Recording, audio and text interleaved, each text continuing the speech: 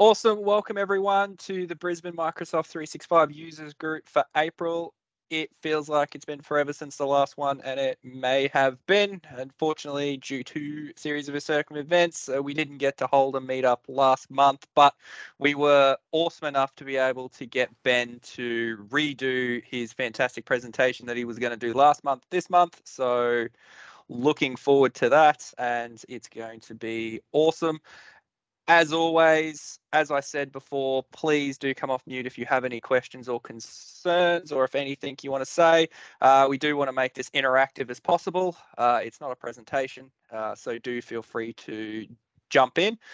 We do ask, though, that if you aren't talking, if you could please stay on mute for the recording's sake. It saves me having to cut out all the noise later, and it obviously helps our speakers as well.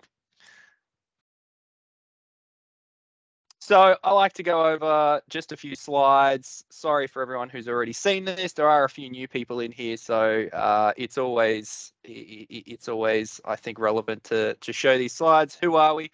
We are the Brisbane Microsoft 365 users group. We will meet on the last Wednesday of every month, February to November. We used to meet in person, and there's some slides coming up about that soon. For about the last 2 years, we've been online. We did have one event in the office at the end of last year, a bit of a Christmas special, so that was really good. But we are looking at trying to get back to a more hybrid delivery model. We're always looking for speakers and sponsors, so if you have anything you'd like to see here or do, please feel free to reach out to us and let us know. We're always willing. The sessions don't have to be long. It can be 15 minutes. It can be 60 minutes. As long as it's something Microsoft related and it's something you're passionate about, then there'll be somebody in the community with a like mind there who will benefit from that. We reach about 1,300 people now every month. So don't think that your idea might not be valued or liked by others. There's definitely someone in the community who would benefit from that. So please do let us know if there's something you'd like to see, or if you would like to present something as well. We have a Teams community. I encourage you to check it out. We have a website that Errol and his team put together.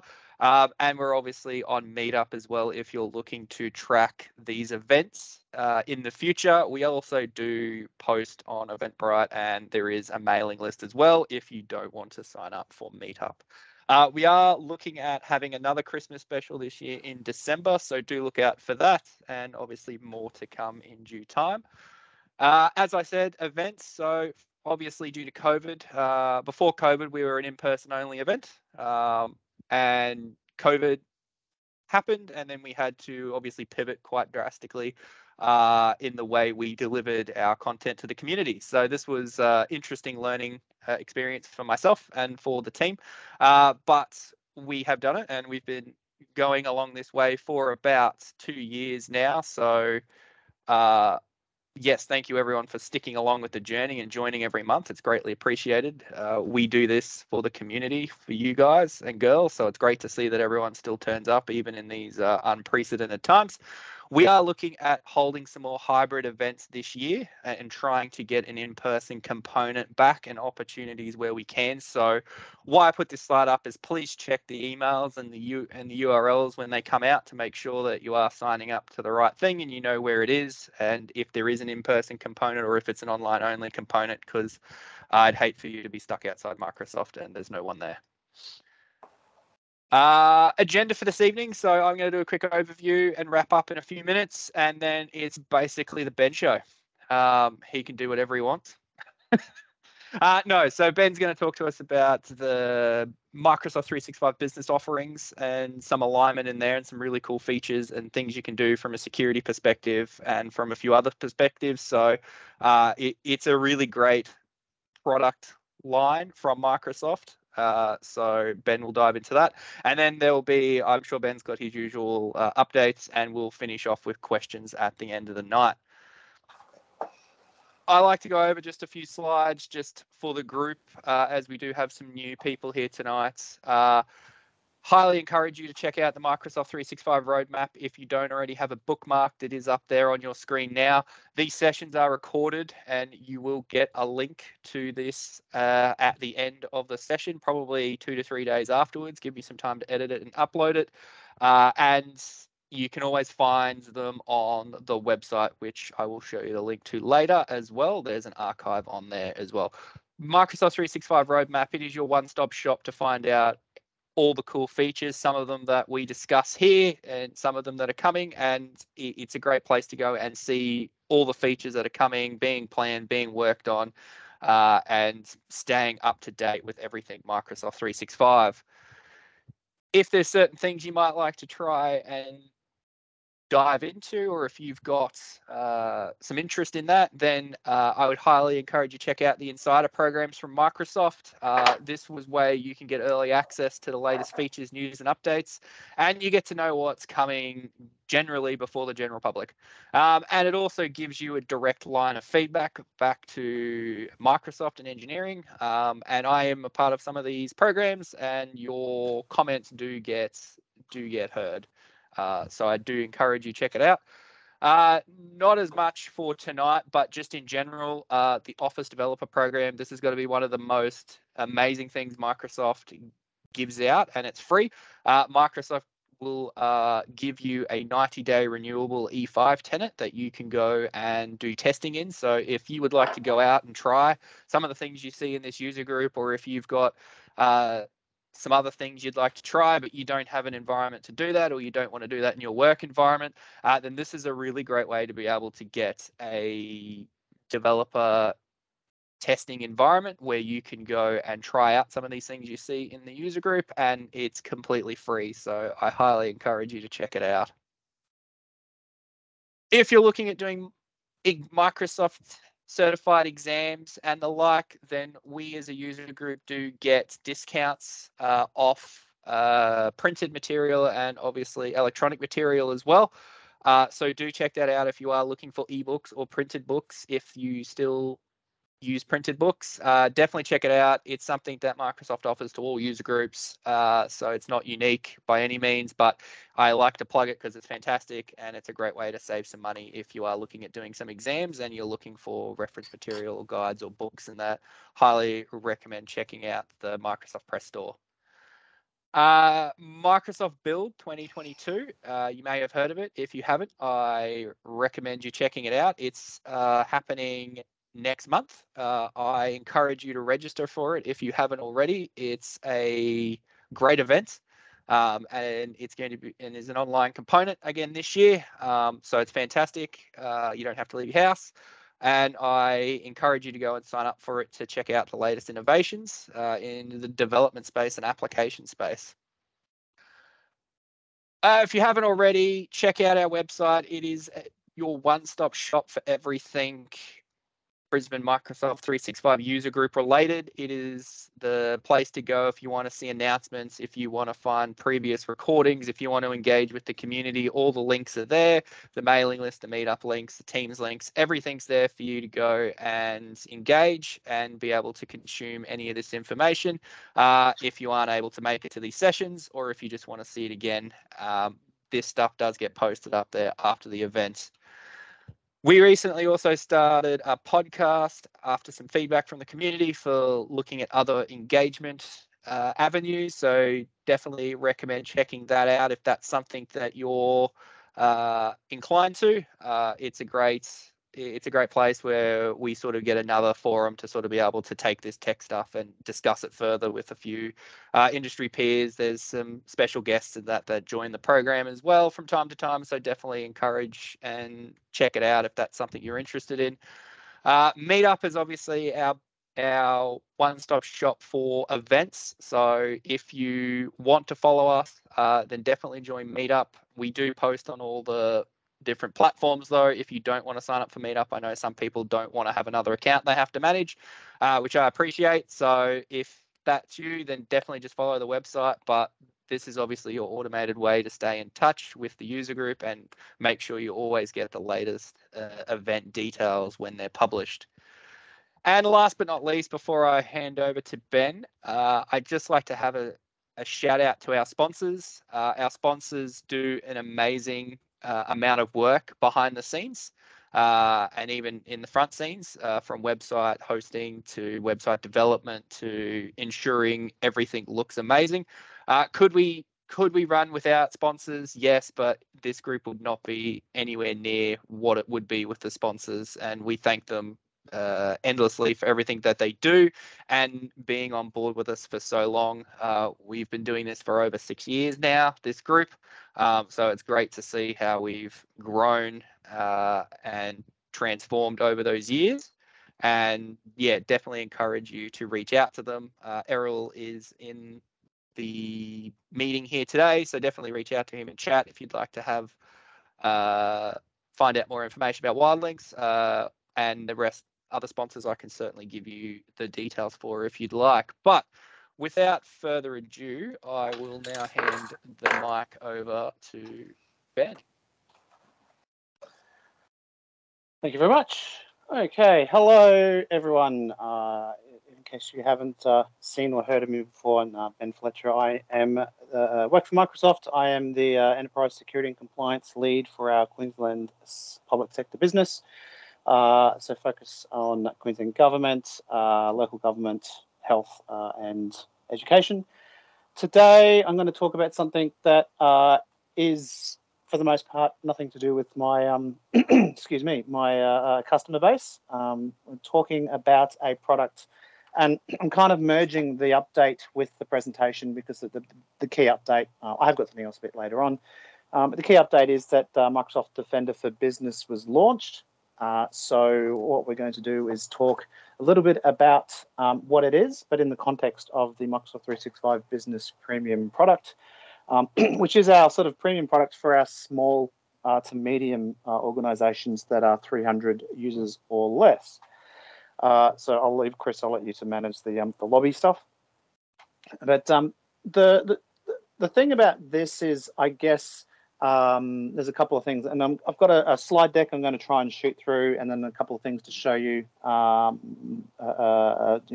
of a demo in terms of what it is and what it does.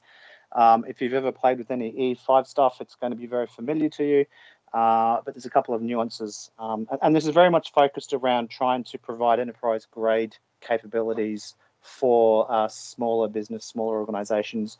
And the whole purpose of the 365 Business Premium package is to provide something that's tailored and specific and is sufficient, but not over the top in terms of what it provides. So there's a huge focus around this. It sort of complements the conversation that we had in December last year, where we're talking about what we might be able to do as a community for a huge part of our broader community, not necessarily technology, but and if you didn't join us for that, effectively, there's a lot of small businesses that struggle and suffer when it comes to cybersecurity.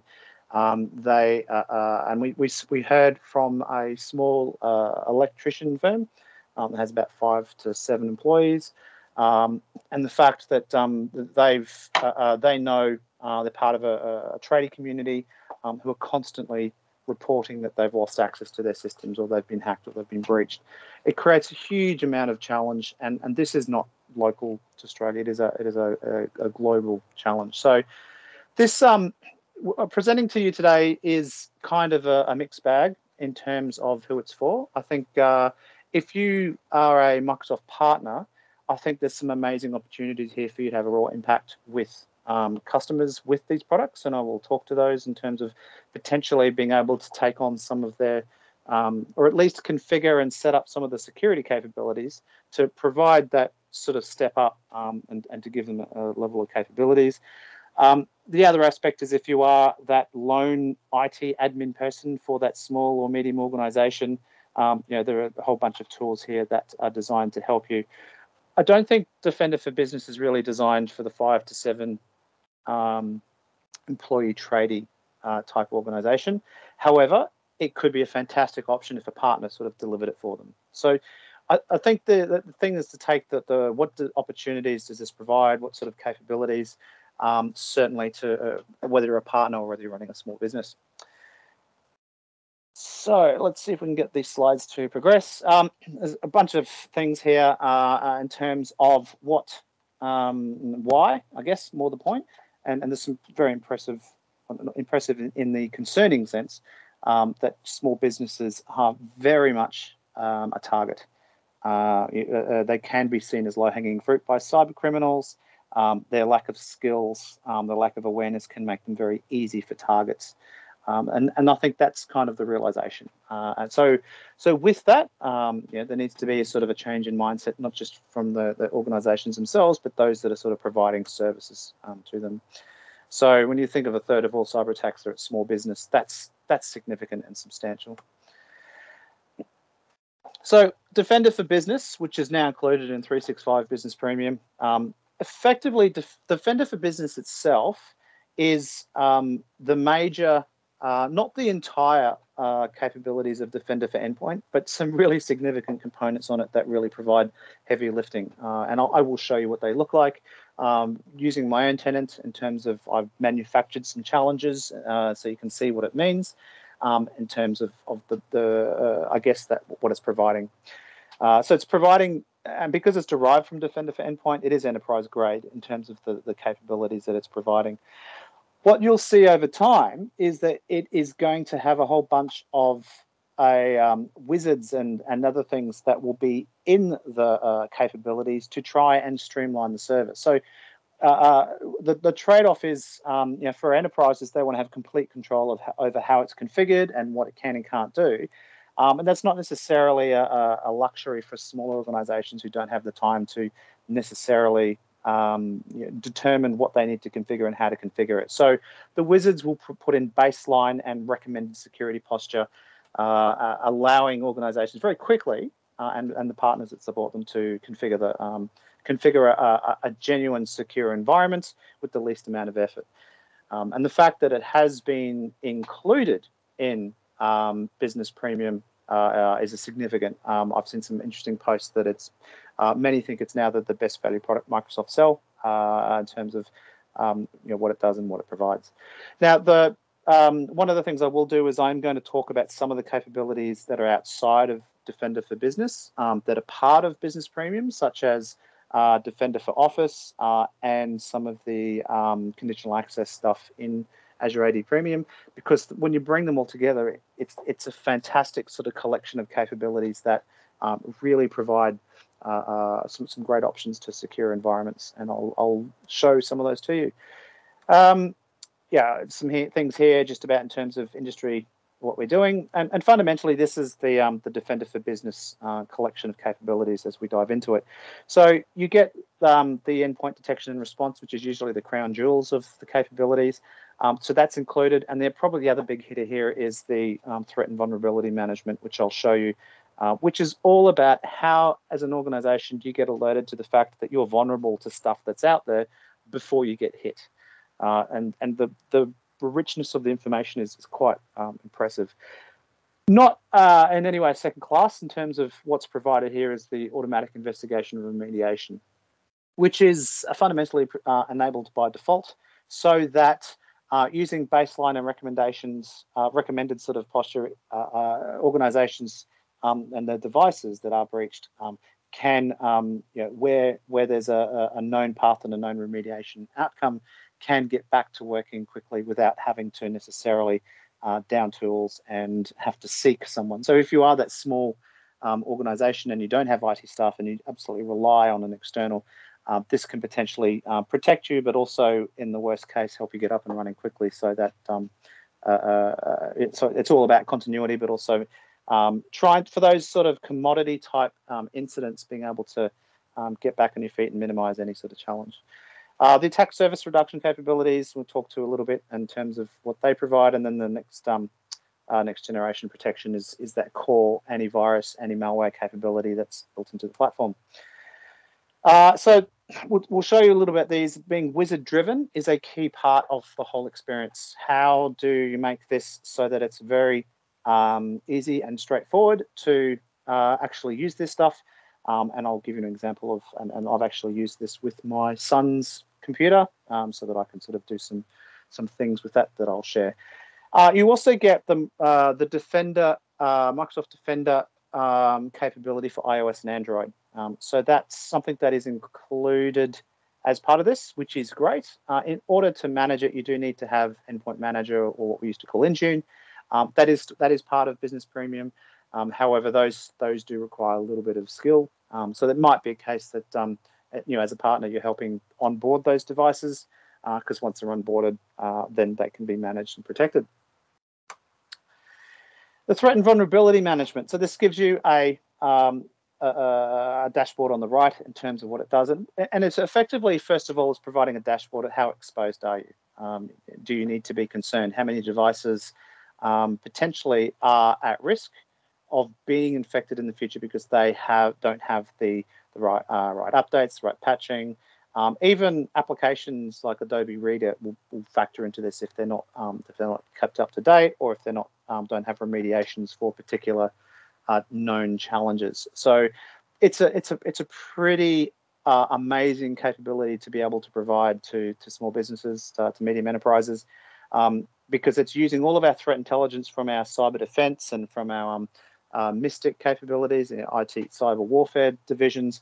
All of that threat intelligence then is presented to an organization saying, we think you need to have a look at this because you're at risk, which is amazing to get ahead of things rather than sort of having to react. And the vulnerability assessment stuff is not just, I guess you could say, a token offering. It's quite substantial in terms of what it's providing. So it's doing assessment, and the Defender for Business capability on the platform is constantly looking at multiple layers, right from the hardware and the firmware that could be on the device, right through to applications and the versions and the runtime libraries that support them. So quite impressive, providing that level of insight across the whole stack, beyond the Microsoft stack. For example, they've got up here the Grammarly Chrome extension, particular exploit became available for that, and so it will alert you, hey, you need to be aware of this. So it's certainly, I guess, a small medium business probably isn't going to understand this, but if you're supporting that organization, it's fantastic sort of value add that you can provide for them to say, hey, look, you're not up to date, and these are the things, and these is what you're risking. If you've ever managed any organization in the past, and just so everyone's aware, I can't see the comments while I'm presenting. So, Chris, if there's anyone with comments, get them to come off mute to ask any questions. But certainly, it'll check for versions of things. But if you asked an organization, doesn't matter if they're 3 or 3,000, and well, we think you need to be you need to update your patching, and they're saying, well, nothing's broken now, so I think we're okay. But if you come to them and say, we think you need patching because there's an exploit in the wild and you're vulnerable to it, find me a CIO that's not going to say, right, I think I need to act. Or if it's not a CIO, it could just be an owner of a business. They're going to say, I could be infected in the next few weeks. Okay, I think I need to do something. So this is one of the things. Ian Van Herringen, I'm from one of these SMEs. We've Excellent. got 250 users, had a cyber attack 15 months ago, so I know what it feels like, and have brought on a managed SIEM. So all that you're talking about is great. Just so, yes, Adobe, I know we've got covered. I know we've got, if there's a Chrome, Edge Chromium, I know we've got covered. One of the things we found that Rapid7 really didn't give us insight into was Java vulnerabilities. And I'm just wondering, and it's the more you look, the more you find, and the more you go, oh shit, I didn't know I had a hole there. So I'm just, how deep does it go? Yes, like I said, Adobe, Chromium, and Edge Chromium, all that we've got covered, but getting down to the nitty gritty. Just interested in your comment. Yeah, so I probably will have to go and have a check. What I do have is in my environment, you can, I've got 64 vulnerabilities, which I've left there and not updated my system, so I can show you that level. Now, I don't have Java on any machine, much to my son's disgust, but so I can't specifically test Java, but that would have been a good one to install on a machine and see what it says about it. Java's one of those things because you'll get a third-party vendor that uses Java, and they don't. Your application's not Java. They've just used like Crystal Reports requires Java, and you got crystal reports. Oh, you must have, yeah. I'm well aware that Java still has quite a base of applications that use it. If I took a guess, there's potentially an attack surface reduction rule that could be used to limit what could happen from a compromised Java process. We can't secure the Java process itself, but we can detect when something's happening and lock it down. So this one here is specifically around vulnerabilities. We'll see if there's anything in the ones that we've got. So this is about understanding ahead of time if there's versions, etc., that you might need some attention to across everything installed on the machine. And then moving towards, and that's the protect side of things, and then there's the detect where something's not acting as it should. There's certainly capabilities in the stack that will help limit damage from a compromised process, regardless of what it is. So I don't have specific Java knowledge, I'm sorry, but in terms of if it follows the way that everything else runs in terms of the platform, it should have detection and protection capabilities. So we'll see how we go. See if the demo shows anything interesting. Moving on. Why won't my screen? There we go. So again, just a little bit more in terms of understanding what it does. It's assessing more than just the operating system itself. It's looking across accounts, looking for any sort of password policies that might be. You might have a simple password policy that's not sufficient. Now, some of this stuff I'm still learning. I'll be honest. It's certainly the ability for it to do some an understanding of network side of things. I know that the vulnerability management capabilities and what it's doing and what's happening in the future, there's a lot more focus around the network side of things. Potentially, certainly for the parent product, Defender for Endpoint, there's capabilities that it turns each of your devices has the capability to be a network listener looking for dodgy network traffic. And if you're an organization of 300 or 3,000 and every one of your Windows machines is now just listening on the network for anything that might be seen as reconnaissance, and Defender for Endpoint can report that back, it means you've got 3,000 network detection devices for threats and vulnerabilities. So these are some of the things that are certainly in the pipeline and coming into the product. For this level, it's about sort of just making sure that the configuration of the network is not dodgy, that there's a little bit of solidity to it, as well as making sure that there's some baseline configuration that's secure across the devices. And you'll see this acronym a fair bit, TLV. So understanding what the threat landscape is, and I think that was fairly obvious in terms of being able to check what vulnerabilities are out there, and using also security alerts that we've got. And the thing here is the vulnerability character, the EDR and the threat analytics are all included, and we'll have a quick look at what they look like. Certainly, when you start looking at the breach likelihood, this also factors into how organizations should look at things, and certainly how we're providing those capabilities. Is that it might be for example, it might be a high risk of a particular application being compromised, but there might not many organizations use that application. So there's a risk versus probability type equation that comes into it, and then there's actually how do you make sure that the value is being provided. So look, these are things that are I guess part of the platform. So moving to attack surface reduction, and I'm sort of trying to get through the slides just so we can sort of have a look at the product. So attack surface reduction is a set of capabilities which is built into Windows itself that effectively with this you can manage more easily than previously. But there's a range of these, and there's a list of them that come up that are very key to frontline protection against ransomware, for example, and being able to protect areas of the device from rogue processes, etc. So these are all about sort of, I guess, known ways to harden the machine in a way that has been proven to be an improvement of security whilst not locking down the machine so that it's unusable. And these rules effectively and the ability to configure them and to detect them and also know when to, and this is part of it, it does tie into threat and vulnerability management. And as you'll see, the Adobe example I've got is it says, so this Adobe Reader can spawn child processes. There's an attack surface reduction rule that you can implement that will prevent spawned processes from untrusted applications, for example. So these are the purpose of the attack surface reduction rules is to effectively harden the machine, but in a way that's not locking down the machine to make it unusable. And these are the sort of the various capabilities that are part of the set. So I'm not going to go through each one of them. Application control, you're probably familiar with the ability to, untrusted applications and whether they can run or not.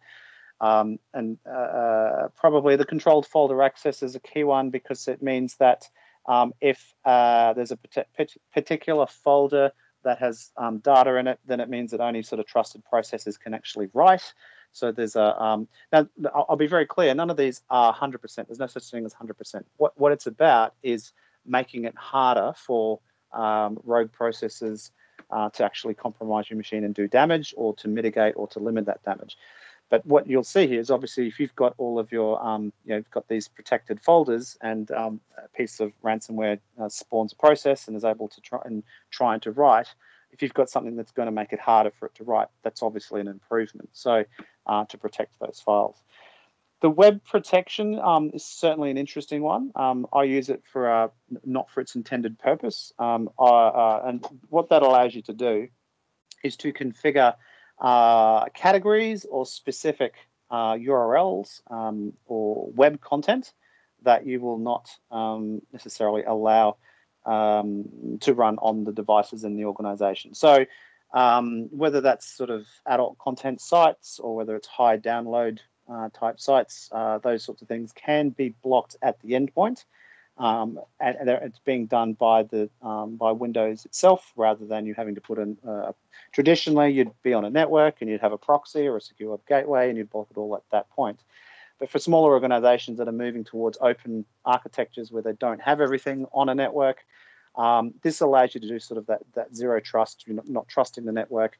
The device has to run, and if someone tries to access particular content, you can lock it down. Now, the way I use it is I have YouTube as a restricted site. So when my son tries to access YouTube because he's not meant to be scrolling YouTube willy-nilly, it will actually register as a security alert, and I'll get an alert and can go and address appropriately. So that it's not intended use, but you get the example in the sense that I actually block it as well, so it gets a big red screen. He then complains, and then we can sort of deal with it.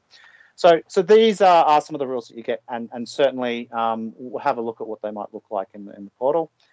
There's a whole bunch of documentation on this that's well beyond my skill set to be able to talk to, but it's very well documented and certainly worth having a look at. These are some of the capabilities that the attack surface rules will provide you. So the ability to, whether it's the Office apps, whether it's you've got here Adobe Reader creating a child process, I've mentioned a few times as an example.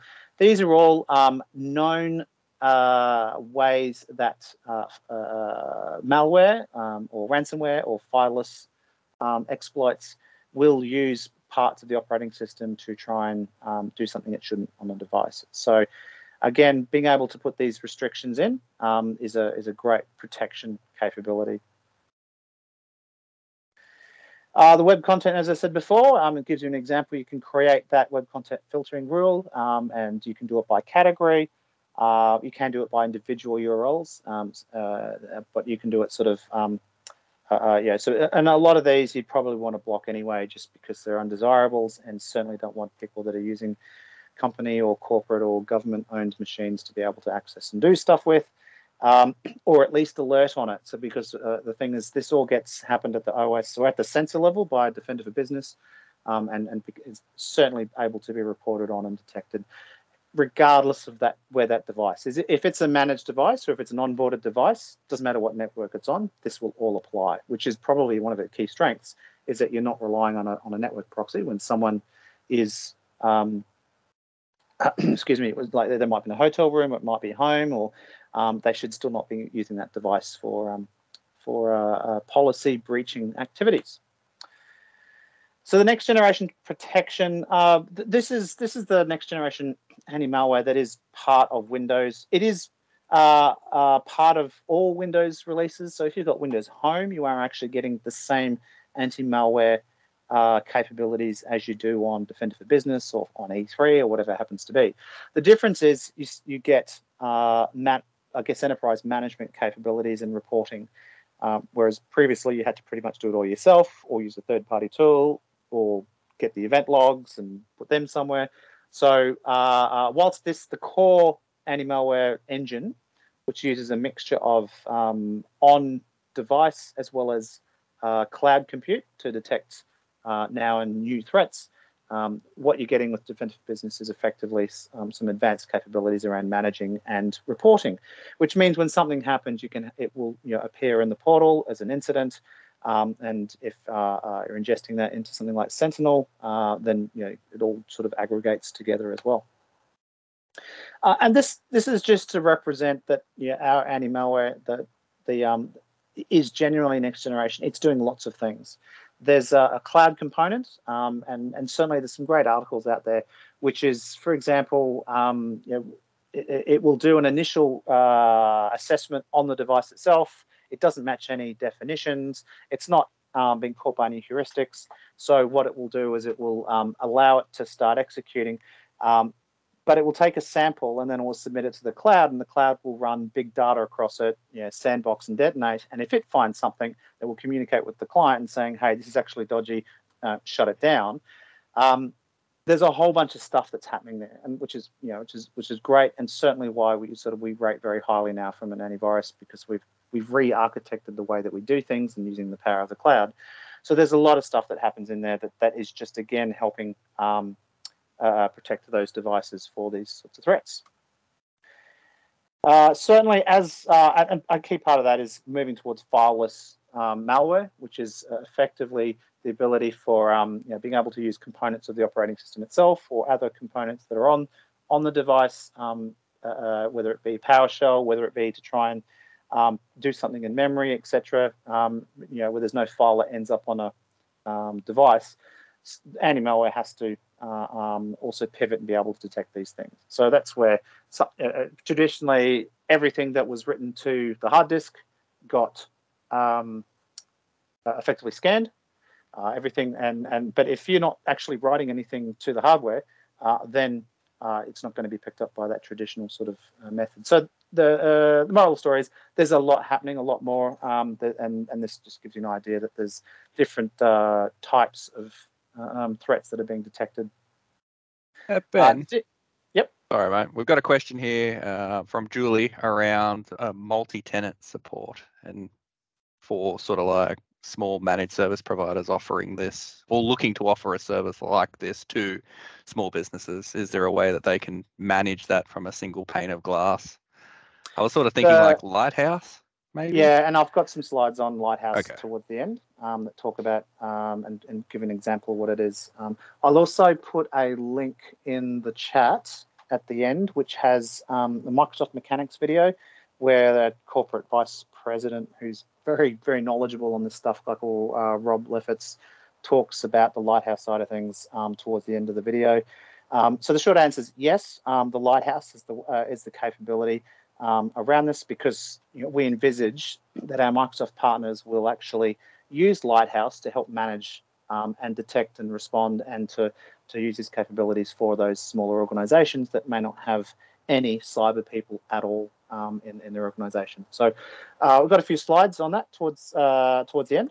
So we'll get there and certainly have a look at what it says. Awesome. Thanks, Ben. And the only other comment was, you're a big, bad, mean dad for blocking everything. From Peter. Well, thank you, Peter. I'll take that as a compliment. That's all the questions I got for now. We tried YouTube for kids. It's not quite. Josh is a bit too old for that, and we weren't comfortable with some of the things he was trying to find. So I needed, and he's trying to have a hacker mentality. So I needed something pretty rigid to be able to help. But also, it does sort of it did give me a way to test out the web content filtering and see how it worked, and it works quite well. So so there's that side of it. Just quickly, sort of the stages in terms of the different capabilities that as part of every malware detection sort of thing. There's lots of it, and we're using effectively multi-stage to detect and be able. So the clients are going to detect a lot of the known stuff. And certainly, and one of the things about our platform is because it's connected, if someone detects a new piece of malware that gets identified in Iceland, it's effectively measured in seconds before that becomes something that's aware through a security intelligence update to all of the customers using our platform that will then detect it in future sort of scans. So there's certainly that side of it, and that's why it's sort of a bit cyclical. But effectively, as you weed out the common stuff, then you need bigger capabilities, moving to detonation, which is we actually detonate a file in a sandbox to determine if it's, and then you use big data to sort of really sort of find that. So that's sort of a funnel of trying to get every threat.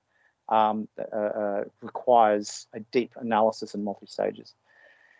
A little bit more about some of the sort of dynamic behavior of the capabilities and stuff that it's monitoring. Which if you ever dealt with any antivirus, this should all be pretty standard stuff. So moving to EDR, this is typically the crown jewels for any sort of advanced capabilities for endpoints, and certainly. This is certainly how CrowdStrike have carved out their niche, and we've certainly, we match them now in terms of our capabilities in the space. Effectively, an engineer told me the best way to think about what EDR does is the sensor, which is built into Windows. There's no agent to be deployed, but certainly what the sensor that does, it's effectively, if you're familiar with Procmon. It's like running Procmon 24/7 and having all of the output from Procmon being made available for searching in a central cloud portal. So the power of that in terms of being able to do your searches and being able to track the timelines of what's occurring at a process and a sub-process level allows you to really, where there has been something gets through the various defenses, lands on a machine. And certainly something anomalous occurs, all of that stuff can get picked up. Certainly it can be made aware. You can then search for it. You can then have a look at it and then decide if you need to do anything more. So certainly from a forensic and an analysis and a detection capability, this is the crown jewels of sort of the capabilities and what it provides. And what it does is it allows you, where there has been something, to be able to reconstruct the story. So you get a timeline at a very granular level to understand which specific process was compromised, which is going to help you understand how and where else you need to look at across the entire estate in terms of, okay, so this particular thing, it's been caused by this, and allow you to analyze what needs to happen next. Certainly, I don't see the electrician firms being big on this component, but certainly the partners that want to provide that level of help for small organizations. This is where I've been breached. You now have that level of forensic visibility to be able to understand why and then potentially recommend next steps. So that's fundamentally the purpose of an EDR.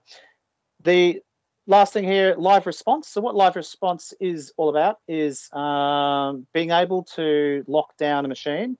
So for example, one of the things you might do is isolate the machine. So let's say you've got a machine, you've got an alert, you've had a look, you want that machine to be isolated. So certainly that's something that you can do with the capability, but you then want to be able to run some scripts on it to do some investigation. This is obviously moving into the advanced side of things. But again, as someone, you might be that shared service provider, you might be that partner, you're then able to sort of dial into that machine and then start to have a look around to see if there's anything you can do from a manual cleanup perspective. So certainly allows you to get a little more access, and whilst also isolating that machine generally from the rest of the network, so there can't be any lateral movement. Threat analytics. So this provides you with a bit of insight into your own organization using our threat intelligence. I'll show you sort of what that looks like. But this is sort of, I guess you could say, almost the scary screen in terms of if there's lots of stuff lighting up here, then there's lots of things you might want to have a look at. But what I like about it is that it gives you really good detailed information about the particular threat. So if there's something in your environment or there's something you want to be aware of, then it will actually give you as much information as you can handle to understand it and then determine what your next steps might be. What I'll hopefully will show you, provided my demo hasn't timed out, is it also gives you some understandings around whether it's any fixes are available and if it's okay to sort of launch those fixes and those sorts of things. So there's some really good things around that.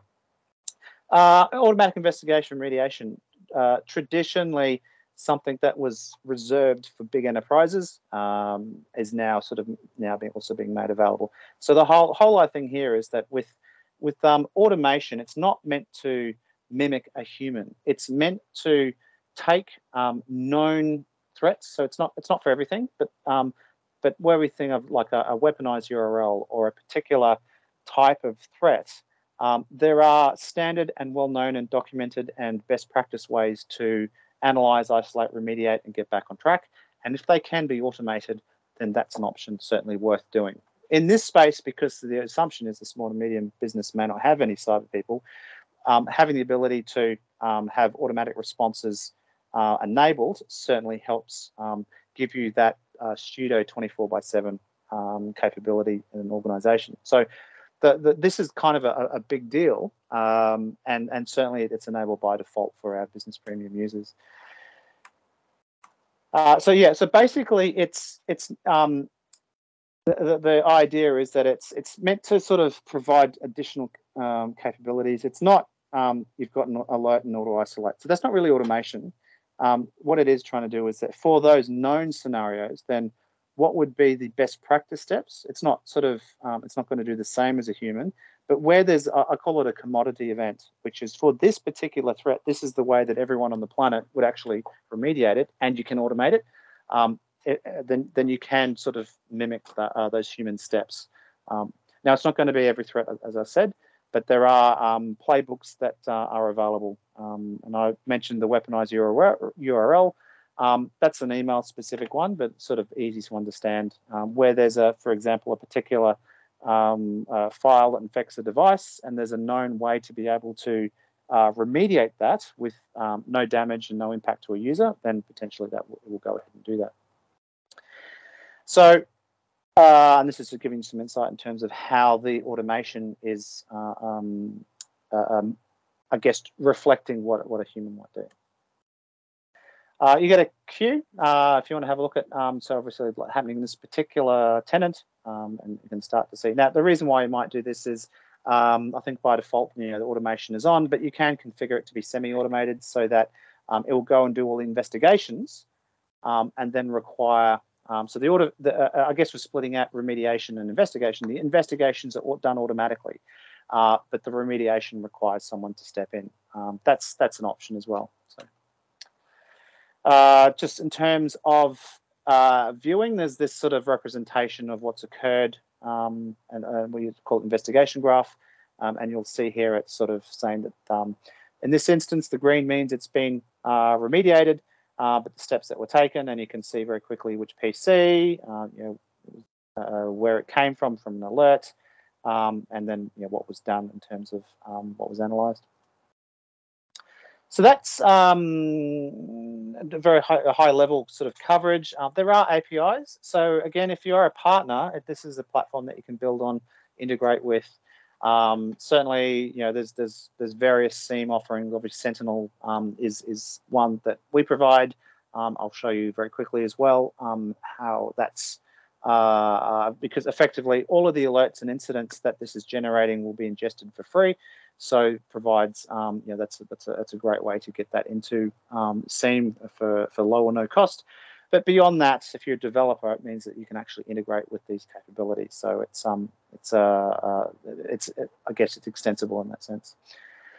So Lighthouse, which is kind of the idea is being able to provide an ability for partners to provide this service, whether they're on Business Premium or E3 or various other subscriptions.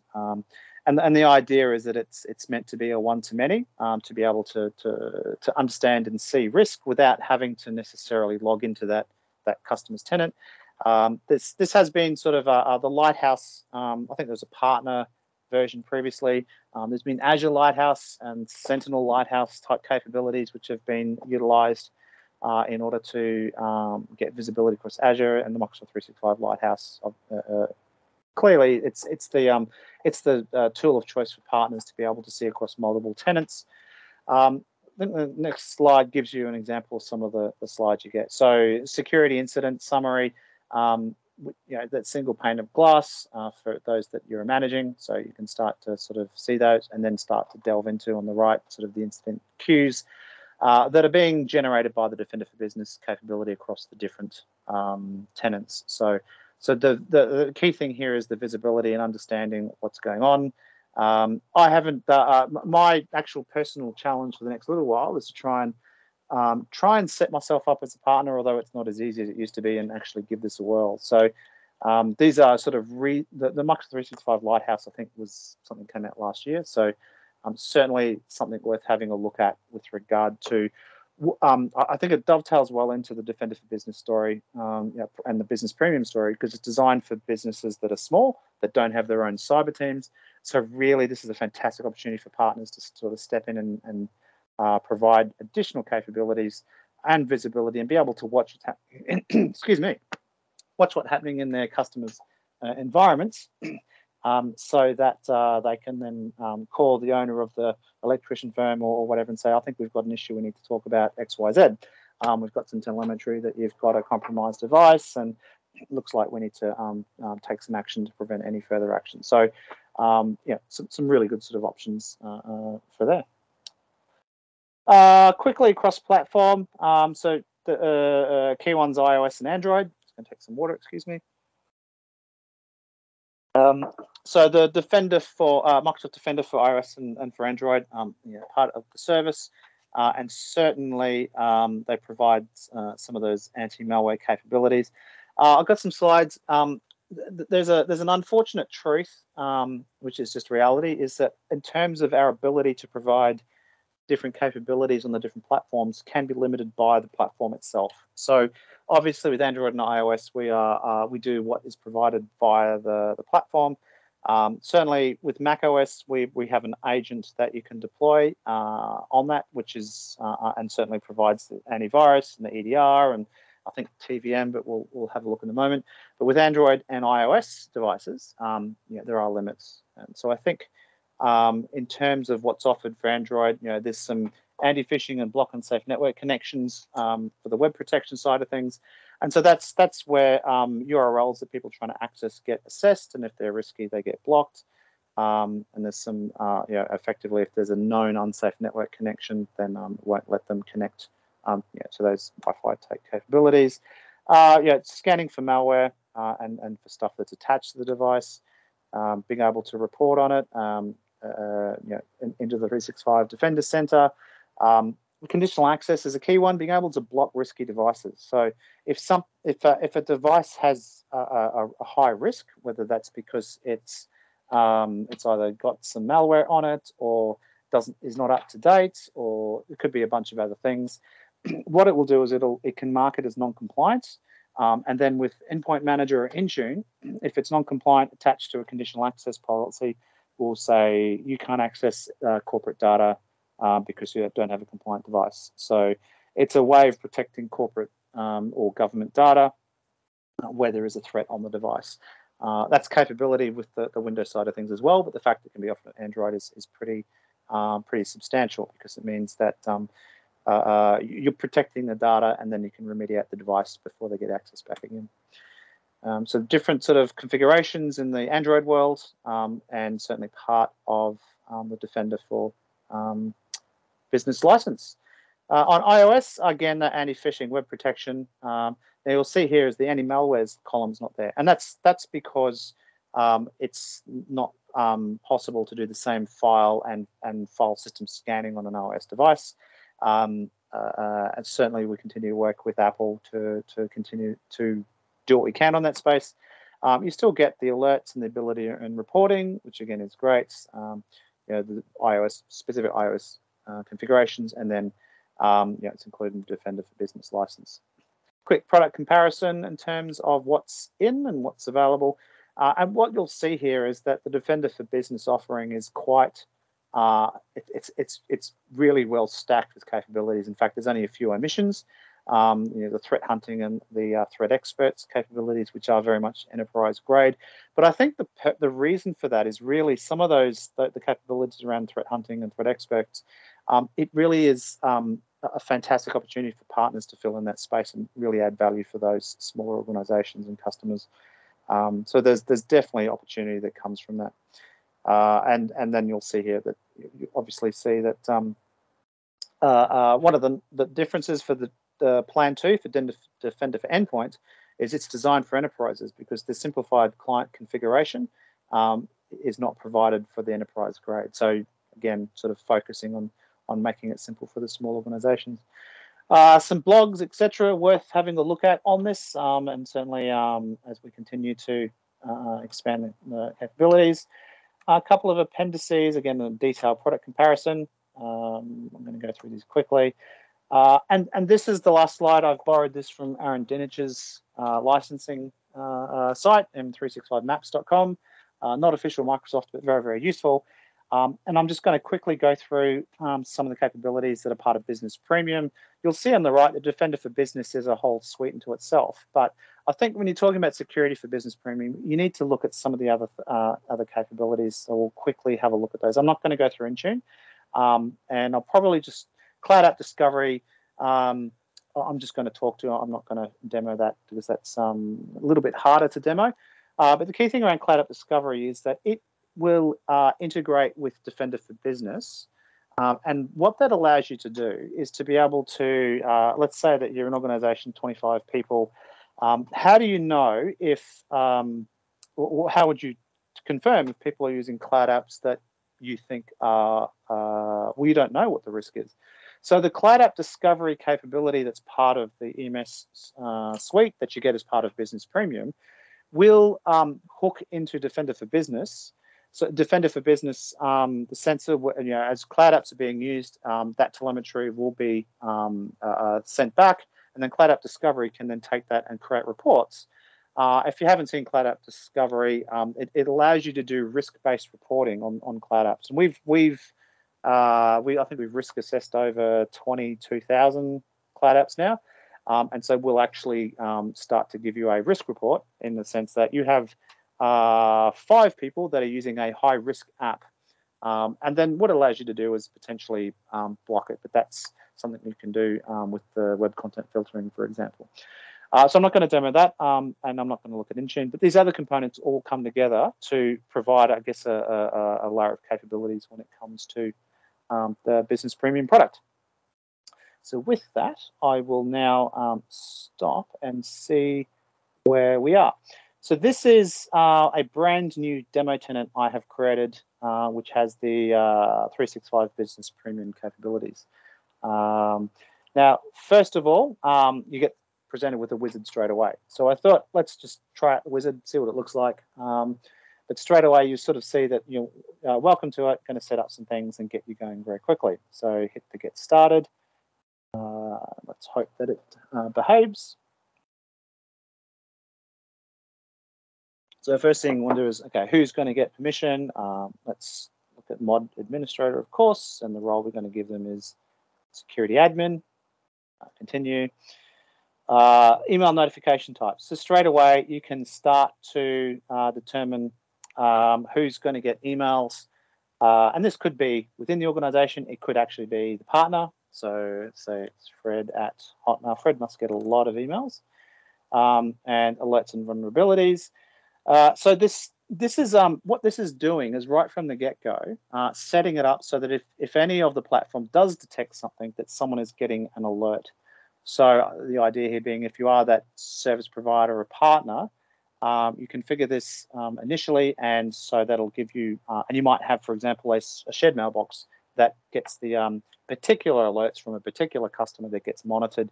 And so that this makes it sort of from the get-go, allows you to sort of set up that component.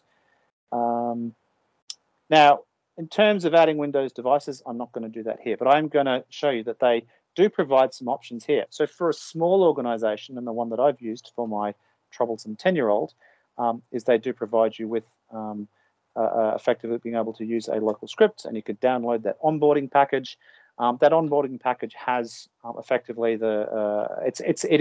you should protect it because it's got effectively some identifiers in it where you just run that package on the device that you want, and it will just be onboarded. No prompts, no authentication, because the authentication is built into the package itself. So you treat that carefully. It's not designed for enterprise rollouts, but it's designed for up to 10 devices at a time. So for a small organization, this is a great way to get the Defender for Business component going very quickly, because once you've done this, the telemetry starts going into the portal. So that I found is a really useful one for the base level small organization. Quickly get them onboarded. This doesn't require Endpoint Manager to get this bit going. You do get more benefit and more telemetry with Endpoint Manager. So if you can onboard through Endpoint Manager, there's a whole bunch of stuff, particular in management of devices and updating them, etc., that you get as you expect. But for the base level, it's great that there is this sort of component. Group policy, if you're more familiar with that, and if you're running VDI, there's a VDI script as well. So straight away, there's the ability to onboard those devices. And in terms of applying security settings, it's going to do the following things. So it's going to actually put in those policies for you and for the devices are going to run and sort of set up the firewall. So once those devices are onboarded, these policies will be applied, and away you go. And then you hit finish, and goes away and set things up. So this is one of the wizards. And what I think you're going to find is moving forward, there's going to be more of this wizard type setup to make the securing things within the environment as easy as possible. Excuse me. So so basically straight away you're all set. System dashboard, device config, or onboard more devices. Let's have a look at the system device and come to the 365 Defender Center. This is going to have nothing in it because it is literally a brand new tenant. And straight away I've got a secure score of 21%. So, but yeah, so this gives you an idea, and you can start to see on the left all of the various capabilities that the Defender and Business Premium offer. Now with that, I'm going to change tenants and move towards this one, and to start to sort of delve into a little bit. So the first thing I'm going to show you, I'm going to step out of the Defender for Business component and talk about Azure AD Premium, which is one of the components of Business Premium. That's not what I'm looking at. This is what I'm looking at. So the first thing is there are some simple things, and depends on the organization. One that I have used, and it's I guess you could say it's a Band-Aid. I wouldn't recommend it as a hard and fast capability, but for this particular effectively friend and part of the family, they have challenges with regard to how to resolve issues in terms of attempted breach from mostly from countries that are in the Northern Hemisphere. And so a very, very simple thing, and it's also an example of conditional access, is within enterprise applications, you've got this conditional access capability. Straight away, you can start to see what is conditional access. It's like, what's the condition and what's the control we can put into place. I wouldn't expect a small business to necessarily know what this is, but as a partner, there are probably some baseline things you can start to do here. So a fantastic one, and a really good one that we have used with one of our largest customers, is that if it is not a managed device, i.e. it's not managed by Intune, then it can't access the system. It just, like, there is no BYOD, but if you do BYOD, you have to onboard and has to be managed by the organization. Now, that is pretty brutal, doesn't necessarily impact everyone, but if you are an organization of 10 people and you own iPads and iPhones and Android phones and Windows PCs, and you can onboard those as as being managed, it means that no one else, even if they have a username and password, is going to be able to log onto the platform because it's not coming from a trusted device. So that's a very simple one that potentially is quite useful for organizations. But I'm going to do one that protects a different thing, which is using a location. So I'm going to create a new country location. I created one called Australia, and I'm going to create one here called not Australia. I'm going to tick every, oh no, that's not the right one. Tick every country and then untick Australia and then hit create. So this is not foolproof, but certainly in terms of initial waves and reconnaissance, etc. This is actually what this does is it prevents anyone that's logging in from an IP that's not Australian from actually getting to the first step. Not useful if you're a multinational, but if you are a local organization and don't travel and you're an electrician firm, or it could be a small firm otherwise, this is just an example of what conditional access will do. So I want to go now and go back to the overview and custom controls. No, where's the policies? Go back here, conditional access policy. There we go. So great. There's a bunch of templates you can use, and I'll just click on that just so you can see what they are, whether they're based on identity or device. So look on device. So there's some things here where you can put in a minimal security posture, which is potentially interesting. So for example, if you wanted to make sure that it was blocked from an unknown or unsupported device platform, that's quite a powerful one because it means that you have to have the device, you have to have a username, you have to have a password, and certainly that's and potentially even multi-factor. Yeah, that's a very powerful and successful config. But I'm going to just do one from scratch.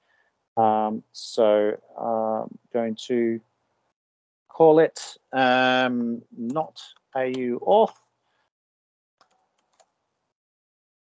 In terms of users, going to select all users. It's going to warn me you're going to lock yourself out or potentially lock yourself out. So obviously you need to be careful. Ideally, what you have is everyone except a break class administrator, for example, and that break class administrator would have heavy multi-factor, etc. on it. But for the purposes of here, all users and enable policy report only. So that sort of allows you to turn it on and just make sure it's doing what it needs to do. In terms of cloud apps, I'm going to select Office 365. Now, it could be a whole bunch of other things that you might want in there that you see, but for here, I'm just going to choose this, select. So condition is location. So configure, yes. And if I exempt from the policy, no, I don't want to exempt these people from the policy. Include, what logic should I use here? Anyone want to chime in? So I want to allow all trusted locations, so select location. So in this case, I might choose AU. That should do it. So they have to be within Australia. I think I have configured a not AU in the past. It's just been a while since I've configured this. So whatever logic works for you, grant control, grant access, and then you've got some extra things you might want to do as well as part of it, and then you hit create. And so that'll create a conditional access policy that will add the extra requirement that if it's not going to, it's going to require you to be part of AU, and then you might have another policy in there which blocks if you're not from AU. So that's all I'm going to do there. I hope that what you can see is this is quite a powerful engine to be able to set up that conditional access. And conditional access is one of our core engines for establishing sort of a zero trust in terms of capabilities. It allows you to put conditions on access, and you can do specific right down to an application. So you might say block for this, but grant for a different application that might be that you might have developed, etc. So that's conditional access. That's part of it. We have looked at, if we go back into the security center, in terms of, it's going to show the onboarding. So settings, endpoints, down here, onboarding. And so there's more information here about in terms of the onboarding, the script, and also references, and help, etc. So there's a lot here to help with the onboarding side of things that potentially useful. If you need to offboard, then there's again another script that you can potentially use. So I'm going to the interesting stuff, threat analytics. So let's see how this comes back. So this is, I guess, stuff that's out there. This isn't stuff that's in your environment. This is stuff that you should be aware of. And I thought an interesting one at the moment to look at would be the actinium, that one there. So what it allows you to do is do a bit of research on this particular thing. It provides lots of information with regard to our cyber. So Mystic is a Microsoft Threat Intelligence Center. And so this is giving you a view of what they found. They prepare these reports and they make them available to our customers. In terms of what the analyst report is, some really good information here if you want to understand whether or not it's relevant, what it looks like.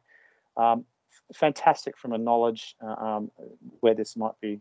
So there's no incidents, no assets, and no exposure. Well, potential exposure, so misconfigured devices. So straight away, I might want to have a look at that. Certainly when you have a look at this and you scroll down, in terms of related alerts in your org, exposure level medium, you start to see straight away, I guess, the visual, whether it's you, whether you're a partner, I need to sort of have a bit more of a look at this to determine if I should be aware of it. So I think that's a really interesting, and certainly could spend a lot of time in there because it is providing information across a whole raft of stuff. And this is stuff that's currently active and high risk. So, Emotet's been around for a while and it still features. So you click on that, you start to see, the overview. Again, misconfigured devices, probably something I need to have a look at and certainly be aware of. So there's an update, so it's not gone. There's activities that are continuing to, et cetera. So this was previously only available to our E5 customers, this level of insight and capability. So again, fantastic that it's now been included in the business premium product.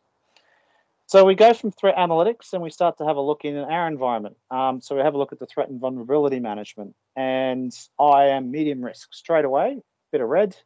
Start to have a look why. So telling me there's probably some things I need to look at. So, and certainly from a dashboard perspective, scored a device. The purpose here is to start to get an idea of what's going on. And straight away, in my environment, I'm seeing that I've got some Windows 10 software that has 96 weaknesses. Okay, that's a bit of a concern, and I've left that in there, so I've got something to demo. And you'll also see this little bug here. Where that bug is red, right there, it's grey, nothing. But this is saying a verified exploit is available for one of the weaknesses on this software. So this is where it gets interesting. Device is not compromised, but it's set up that it could be. That's great for me to understand. So this is where that sort of threat and vulnerability management becomes really interesting, and understanding my environment. So where we go and have a look at security recommendations, these are recommendations for my environment. And so we should see a whole raft of them that I should go and have a look at. And I clearly have not done my job for my Surface Go device. There's way too much here that I need to sort of go and have a look at.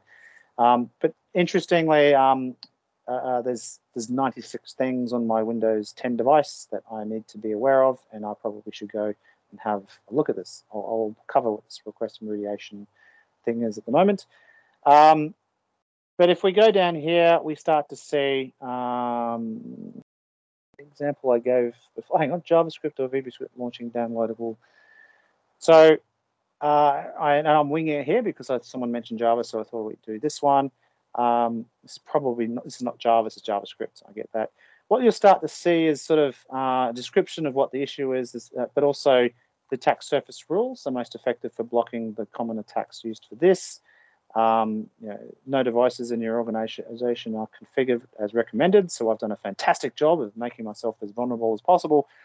This is really good. This is user impact based on the sensor telemetry, which is taking information from the device using our knowledge, our machine knowledge and global expertise, and saying that the fix the configuration, sorry, not the fix, can be deployed safely on 100% my 2 devices, but 100% of devices with no expected user productivity impact.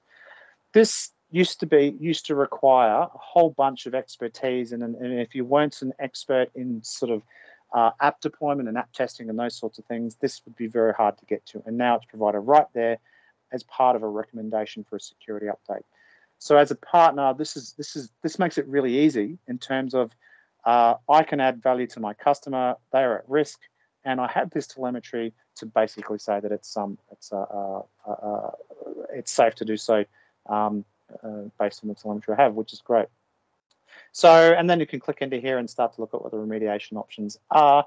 So ensure that, steps, ensure that virus is turned on, enable ASR in block mode, which you can either do one of these things, and I'll show what that looks like. So block mode means effectively where it detects something, it'll actually block the thing from running. Remediation requests, so this is a little bit of ticketing that occurs within the platform itself, so that effectively if you have part of the environment might be cyber and part of it might be systems management, you must select remediate. And I'm not going to do that, so save time, let's get out of that. I don't know, there's cancel. So am I still, yep, still sharing. So that's an example. The Adobe Reader from creating a child process. Again, there's an ASR rule to do that. A recommendation around that. See if there's anything else. I don't have Java on this machine, so it's probably not going to come up. So Win32 API from Office macros. This is a good one for Essential 8 in terms of being able to what you can do. Remediation required. Again, attack surface reduction rule is key for that one. And then start to some of the account stuff. It's not on the device, lots and lots of recommendations for my terrible environment, because I'm. But certainly, hopefully, you can see that there's quite a lot of information there that I can use to help improve my environment, to reduce the risk of being infected. And it's data driven. It's not case, hey, got a gut feel, you're not up to date, you're going to get done. This is providing pretty comprehensive information around that stuff. So so there's that side of things. In terms of the incidents, I've manufactured some incidents up here. I have, and just before, I'm glad that it worked. I used the iCar test file, and you start to see that, in your dashboard, you start to see this. What does this mean? And you can start to see there's a little bit of sort of, the iCar test file malware is prevented. If you're not familiar with iCar, it's a text file that has a particular string that gets picked up by any virus, so you can test that it's working. And start to see what it means, etc. So straight away, what this is showing you is that it's the antivirus working, but I'm getting centralized reporting on it. To get this level of detection in an incident, previously, I would have had to have done all this myself with SCCM and pull the logs and put it into another platform and create an alert. Now it just happens in a centralized place. Before we mentioned that you can configure the email notifications, which we've done before. So I think I showed you what they were prior. Next thing I was going to show you was the auto investigation bits. So we go down to settings, go into endpoints. So specifically, this is automatic investigation and response for, excuse me, Defender for Business from the endpoints. And so advanced features, you'll see here, automatic investigation enabled. And it's enabled by default. And so what that means is wherever anything is detected, it will actually conduct the investigation, bring back as much data as possible, so that if I'm looking in the portal, all that information gets presented to me for me to analyze. enable EDR in block mode. So this allows effectively the ability to block something that's occurring. This can be useful, and certainly we've seen it where you run our EDR as part of Defender for Business, but you might be running a third-party antivirus for some reason.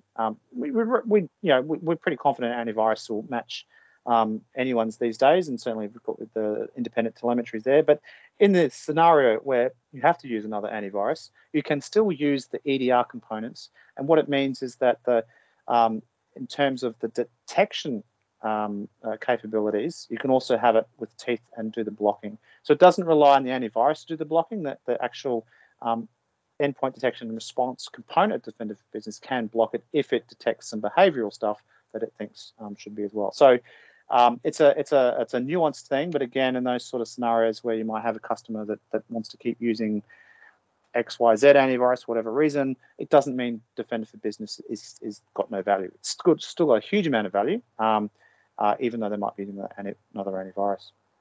So these are all the sort of different advanced capabilities that you they can turn on. Most of those are sort of turned on by default. EDR, because it has an end user impact potential and you need to make sure that you want it, is something that you need to enable as well. The automatic remediation, I've configured very simply here so that pretty much the default group, full remediate. So you can see here, you've got some levels of automation that you can configure for the organization. These are, again, I don't expect small businesses to ever see this part of the environment, but the capability to provide this level of enterprise capability for those customers is quite impressive. So I'm going to switch now very quickly to data lifecycle stuff. So I think I have to go into the compliance portal. Actually, before I do, I'll stick with MDA. And again, this is the archiving component. It's good to be aware of because part of risk is where stuff happens and you need to keep data or retrieve data because stuff's been deleted. That's a powerful thing. And certainly most of our government customers will want to retain every copy of every email and every file, etc., for as many years as they can. It's always been a premium feature, and it is still a premium feature, but a business premium obviously is targeted for the small organizations. But what I'm going to show you first of all is, hang on, where is policies and rules? I'm starting to get, there it is. So this is effectively now switching to Microsoft Defender for Office Plan 1. And certainly what it's showing you is that for the business premium customers, you're getting some of those E5 capabilities. So safe attachments is the ability to do the sandbox and detonate of a file. So it may have not matched any definition and there may not be any sort of heuristics or anything else about a file that's come in via email, SharePoint, OneDrive, or Teams. But what it will then do is it will take that file, put it in a hypervisor in the cloud, it will detonate it, and it will look for suspicious behavior. If that thing starts going and trying to install a rootkit or anything else, it will go, yeah, I know what you're doing. I'm flagging this as dangerous. So this is about detecting zero-day malware stuff, and certainly that is part of the business premium capabilities. See if this comes back with any things I've configured. And you've got here sort of the built-in protection, which is turned on, and then standard sort of, so in terms of the various things that are set. So there's some basic capabilities. There's elsewhere in here, there's ability to set it how aggressive that you want it. And they're very sort of big block type configurations. They're not difficult to do. Safe links, again, is another capability. It's doing link rewriting. So what that happens is that where links are rewritten so that where a link is dodgy, was found out later to be dodgy or needs to be removed, then it can be and found to be suspicious. Someone clicks on the link, we've got the ability to say, we're not letting you go there anymore. So link rewriting is a very effective way to protect against phishing threats and other sort of link threats that go to sites that are potentially dodgy. So these two bits here, again, usually part of an E5 type customer or the Defender for Office Plan 1, etc. And they've been included in the business premium capabilities, again, to improve. And again, email is still the #1 way that a lot of stuff gets into an organization. So this is, again, stepping up that capability. We're seeing a lot more use of Teams and SharePoint and OneDrive in smaller organizations now, of obvious reasons for the past few years. And so when we're talking beyond email, we are sort of talking about those other platforms as well, which is really good as well. Lastly, I'm going to see if I can jump into the compliance portal and show you very simply some of the data retention stuff. So let's see if we can log in.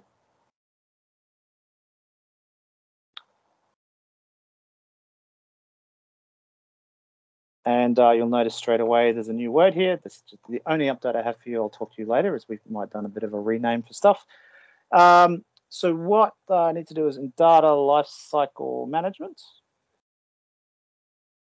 Effectively, this is where you'll find retention policies. So in the past, could have been you would have heard things like legal hold and in-place hold. We've reused the term retention policies, which is an organization-wide retention capability, so that emails and other data is retained for a period of time, regardless of if it's deleted by a user or not. So that means that even if someone deletes it, there is still a copy that is kept for a period of duration that's required. There are other retention policies in Exchange. Just be aware that they can be still confusing when you're looking at manual retention policies, which has a very different function and feature. What this is, it's organization-wide retention policies. So I think these were my test subjects in terms of what I did, but effectively applies to Exchange, keep for 7 years. Pretty straightforward stuff. But this is previously this was only available to E3 customers and up, and so Business Premium getting this. It means that from protecting an organization's data against mischief, malice, or mistake, mistake being accidental deletion, it provides that robust capability to recover files for as long as you've retained them, where they might be accidentally deleted, they might be deleted on purpose, or they might have, might be an accident. It's as simple as new retention policy, 365 user group, I can't spell, next, type. So I can't click this because the adaptive stuff requires an E5, but effectively what this means static is that it's the baseline stuff that you want, which is, as you can see here, I want it for all of this stuff, and certainly keep it, and it'll mean that everything, all recipients, all sites, etc., they get kept. How long do I want it? 10 years or retain forever, still an option. You've got the option, and when it meets 10 years, delete it automatically or do nothing. So these things, again, sort of very similar to what you get with an E3 customer, and then hit submit. And so those policies will be in place. And in this instance, everything that's stored in these environments would be kept for 10 years, and they wouldn't be deleted. So very high value for small organizations that are looking for, traditionally for those plans, they would have to think of a third-party product like Veeam or some other things to get that assurance that their data was being kept for a long period of time. For Business Premium customers, in addition to all the security stuff that we've discussed, there's a whole raft of confidence that they get with that data being kept for a long period of time. So I think that's all I was going to do. I've gone a bit over time. I'll pause for questions before I talk about Purview, I guess, very quickly, just as an update. Chris, any questions or anyone come off mute and ask anything? No questions from the chat. Sorry? No questions from the chat. Oh, okay, right. This is my Sentinel thing. Because this is my instance, it's got my credit card on it, so I'm very keen to make sure that I use as much of the free stuff as possible and don't pay for anything. And what I've done is I've hooked it up where are the connectors?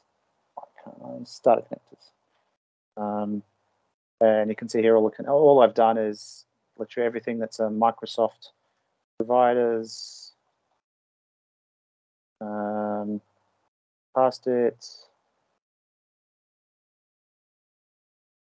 And so I have, I know that Defender, the incident, etc. free, Defender for Cloud Apps, Endpoint, Defender for Identity, even though I don't have it, I've just configured all the free stuff to make sure that, that they sort of go in there, and you can sort of start to have a look at if this is, this is probably that next level if you want to provide an advanced service as a partner.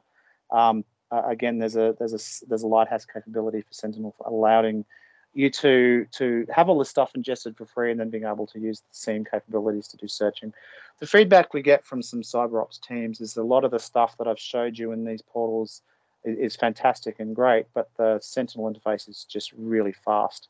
So it's not as pretty, but it's certainly functional and the capabilities, etc. that it that allows an organization to be able to do stuff that are doing. You might want to do a pseudo managed service type thing, or you might want to get a managed service provider to manage this stuff. This is all part of it's included because this stuff gets ingested for free. So stuff around MITRE, if you're interested in that stuff. I guess where I'm going to show the limit of my capabilities is I'm still learning the Custo query language, which is the language used for within here. So I haven't been able to really create any queries, but certainly there's lots of pre-canned ones that are there. If that's, I just wanted to share that. Let me see if I can find. I had it up here. Where do I have it? Oh no, it's down here. Sorry.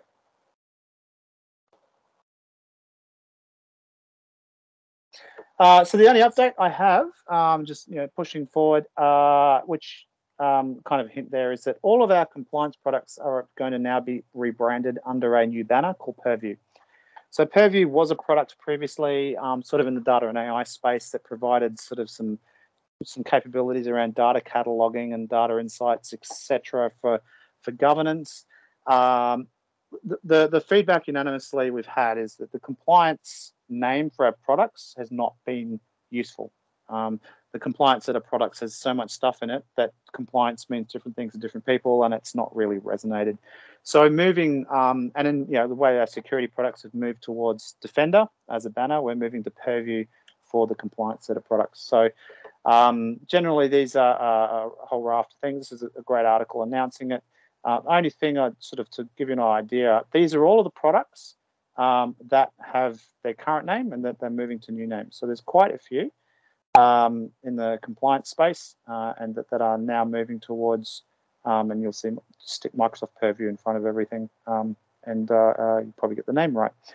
But certainly that's probably the big update. Is I'm not going to talk too much here, but certainly we are seeing a lot of interest and more around risk. So the Purview set of components is around how do you look at risk from a data, exfiltration, infiltration, compliance, a genuine compliance with regulation perspective. Purview is bigger than just compliance these days. So focusing on chief risk officers, focusing on a broader capabilities that complement the security type functions, a lot of which just covered, to start focusing on insider risk, data storage risk, ability to do forensic auditing, etc., etc. So definitely, that's probably the biggest update in the last little while. I also had this one. I think I mentioned it back in February. Is that we have moved our Defender for Cloud capabilities are very much approaching the multi-cloud. So we want to say approaching. We're now offering workload protection and cloud security posture management for Azure, AWS, and Google compute platforms, or cloud platform they now call it. So our security products are now becoming, if not already are, focused not just on the Microsoft stack, but also on the broader. To be a proper security vendor for our customers, we need to secure more than just the Microsoft side of things. And so you're going to see more and more of that in our security business, which clearly is working, because I think that there was announcements overnight saying that probably the area that we've had the most growth within Microsoft in the last little while has been in the security space. And I think it's because we are absolutely taking it seriously around securing our customers, not just securing the Microsoft part of our customers. That's it. End sharing. I think I've lost my little share there. Stop presenting. Going to stick around for questions, and then Chris will end the meeting. And if there's any questions you don't want recorded, I'll stick around for those as well. So thank you for listening. Hopefully that was interesting. Keen for feedback, thoughts, etc. There's a business premium trial that you can get. So if you want to try it yourself, absolutely worth getting a trial tenant and playing with it. Or if you've got your own tenant, like I did, I ran a trial for a while. So you can have a look at the capabilities and what's in it. Yeah. Awesome, Ben. Thank you so much for that. Thank you so much for everyone. Yeah, as Ben said, feel free to come off mute now, and any feedback, suggestions, questions you have. If not, I will stop the recording and we will hang around for 5-10 minutes to ask any questions that you would not like to be recorded. But at that, thank you for coming. And yeah, look forward to seeing you all next month. And yeah, if you've got any questions, please do stick around. You're frozen. Thanks very much, Ben. I'm finding that link now. I'm just going to copy it in the chat. Okay, where did it go? So thank you. Yeah, that was awesome, Ben. I've also put a mechanics video in the chat, which is a YouTube channel, which kind of gives a 14-minute presentation on why this, and I think Rob Levitz does a much better job of explaining Lighthouse than I did. So certainly get it from a pro.